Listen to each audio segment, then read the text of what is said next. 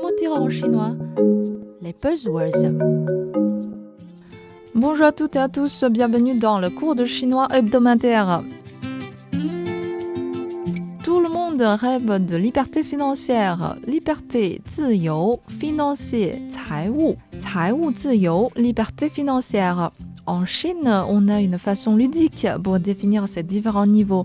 Pas avec une somme d'argent précise, mais à l'aide des différents produits révélateurs de votre état financier. À commencer par la liberté glace, glace 雪糕, 雪糕自由. Les prix des glaces ont connu une folle ascension ces dernières années en Chine. 10 yuan, l'équivalent d'1,50 € qui était considéré comme un prix haut de gamme pour un bâtonnet glacé il y a quelques années, est aujourd'hui un prix banal. Le coût de production en hausse n'est pas la seule raison. Pour donner satisfaction aux jeunes consommateurs qui cherchent de nouvelles expériences sensorielles, les marques sont très motivées à innover en forme et en saveur. Résultat, on découvre sans cesse de nouveaux produits créatifs, mais à des prix plus ou moins élevés.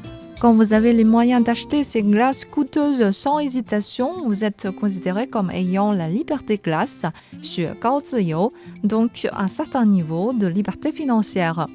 Dans la même lignée, on parle de 外卖自由, 外卖, livraison de repas. Donc, vous avez les moyens pour faire livrer quand vous voulez des plats chez vous.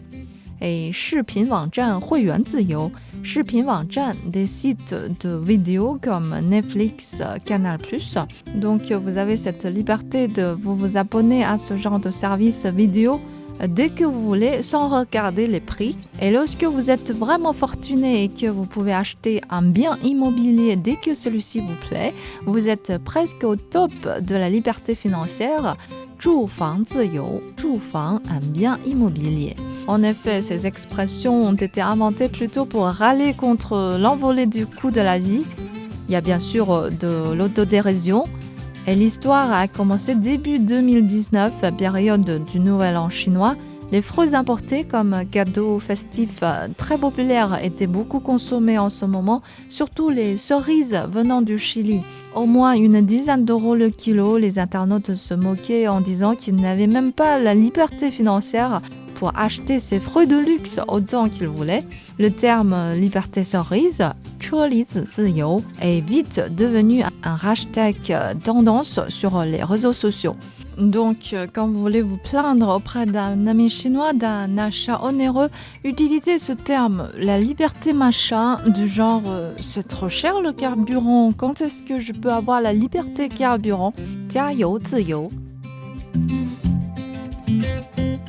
Voilà le cours pour aujourd'hui, à la semaine prochaine.